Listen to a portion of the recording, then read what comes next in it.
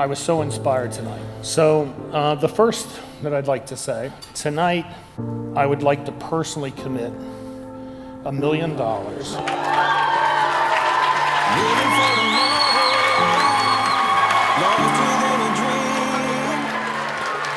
to find the answer to the question, and it seems love makes the world feel good.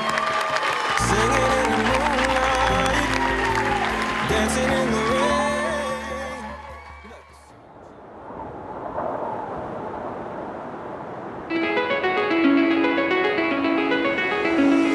It's calling me, like the rainbow. It's calling me, like the rainbow, the rainbow.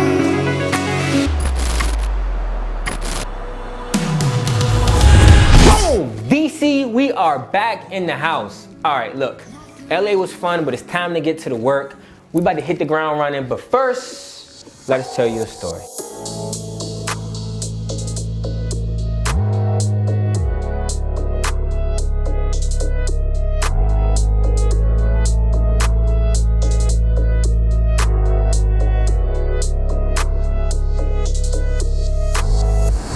My dad in the 90s, you know, crack was heavy. So, of course, you know, that was his main stream of income.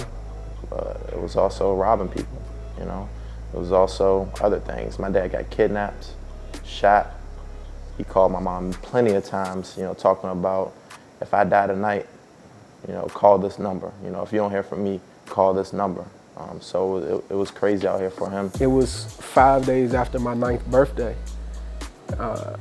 I get called down to the principal's office in school, only to be notified that my father had been shot in his home. Here I am, 9 years old, and now I'm responsible for essentially raising myself. You know, my family was never the same after that, my entire family. My mom was pregnant with me at the age of 14. My dad was 15.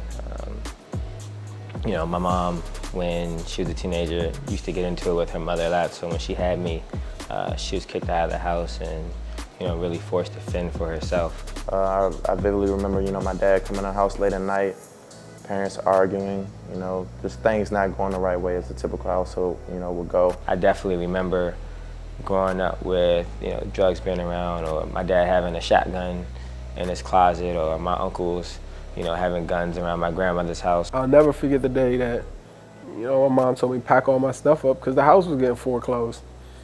So now I'm a kid with my little box, like, having to now like share one bedroom in my grandmother's house with my mother and my brother. I want to make sure that no kid growing up in this city and the nation's capital has to experience the things that I experienced growing up. So if we're talking about how do we stop gun violence here, we got to use a different technique. There are hundreds of young adults and children that were killed right in our DMV area. Know that the homicide rate is up. There have been 83 murders so far in the city this year. When I seen my child laying out there on the ground, I got close to him, but he wouldn't respond. You get one? No, what is it? All kids can come to camp for free this summer. You got any kids? Yes. Kids age 6 to 13, you got free camp.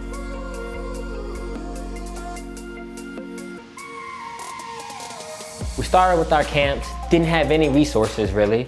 We were just like, hey, we trying to do a camp, going around to every government agency, every organization we knew that had some type of work that could add to the value of our program, and we were like, great, that's perfect. After our first good camp, you know, we would expect the 30 kids to show up. We would have been happy 200 kids showed up. It was a dynamic program.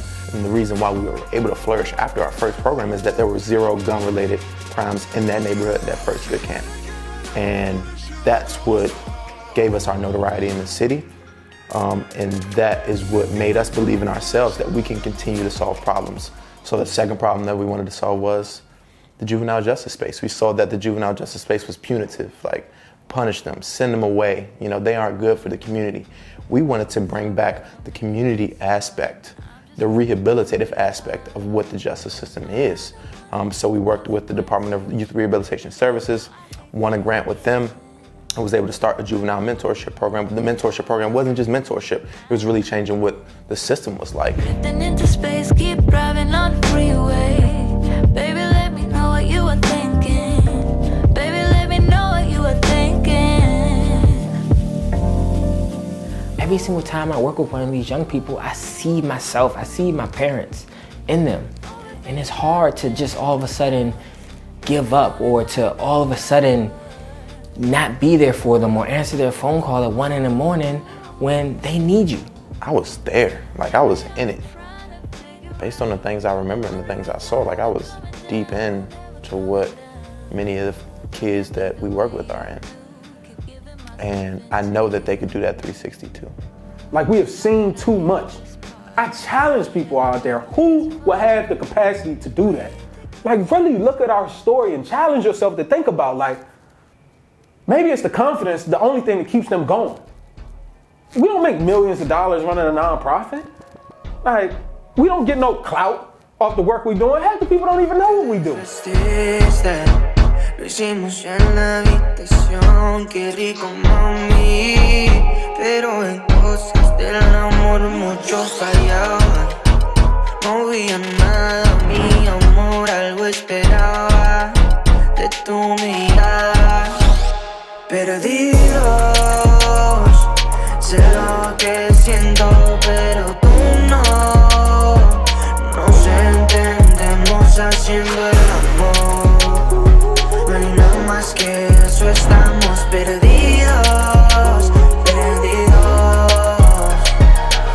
We're not putting a limit on ourselves as social impact entrepreneurs. Like, we don't just want to just do a nonprofit. We want to do media too. We want to do venture capital too. We want to get rich too and still save lives. And there should be nothing wrong with that. And you like, for the haters that say we have to do that, fuck y'all. Because all the haters and the institutions and the systems that would have held us down where we were, how we grew up, you sound just like them. Finding the mix between trying to run a startup and everything that comes with that, from accounting to bookkeeping to payroll to where is our office going to be to how are we going to fundraise. And then on the other side of it, you got, my lights just got cut out. My boyfriend or girlfriend just stabbed me. Oh my gosh, such and such just got shot in the head. Oh Lord, like, I just got kicked out of school. I don't know where I'm gonna go. Like, and we're balancing both of these things simultaneously. Not all glitz and glamour and hugs and kisses and happiness and passing out bag lunches and all celebration gala. It's just, we are in the trenches. I've had several people that work for me get shot at. I've had several people that we work with get robbed at gunpoint while they're trying to save a kid's life. Too many organizations that we come in contact with here in this city that are actually doing the work. They don't have no marketing budget. They don't have no comms team, no development team, but are actually doing the work on the ground, are struggling to find funding. When you first start a nonprofit, you find yourself applying to grants all over. You're really trying to make ends meet and bring in the funding you need. So that's what we were doing. We ended up winning a whole bunch of grants, but they were all over the city. And so we were spread thin naturally at our capacity. And so out of nowhere, Scott was like, look, boom, this is what I'm gonna do for you all. And he made that big drop on our heads at the gala. And for us, it really made us have to think about what we need to do long term. How can we really create generational change in our communities? How can we teach our young people how to exhibit Black excellence and to be disciplined in every single thing that they do? What brings me joy is seeing my kids be successful. Them calling me being like, yo, no, I'm not calling you for no money today. I'm calling you because I got a job. I'm calling you because my kid's in school now. I'm calling you because I graduated. For us, it was tough to go back because we wanted to get out, but it's also tough each and every day to see what we grew up in and relive those situations.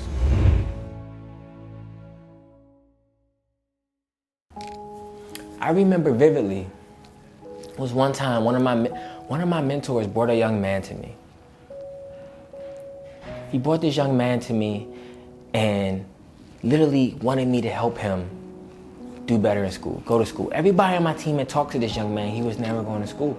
I sat down with him. I finally got him to open up. I asked him, why aren't you going to school?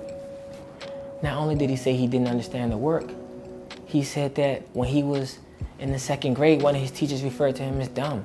How did the system allow you to continue through all these grades and just be lost? And now you're not going to school and the only people that are doing something about it is us? I said, okay, this is what we're gonna do. I'm gonna go up to your school, I'm gonna advocate for you, I'm gonna get you some extra credit. I'm also gonna work with you on a weekly basis on your homework. You go to school consistently, I'm gonna pay you cash in hand weekly. Man, we had an agreement, everything was good. Next thing I know, the following week, talk to my mentor. He's like, yeah, we got it, this is the plan, promising. And then, next thing I know, I receive a phone call. Pow, pow, during the hours he was supposed to be in school. I'm somewhere in the middle, try to find myself again. But life is one big riddle of the future and what's been. Guess it's the way it goes, and I will never know why you let me go. Look to the left, look to the right, nothing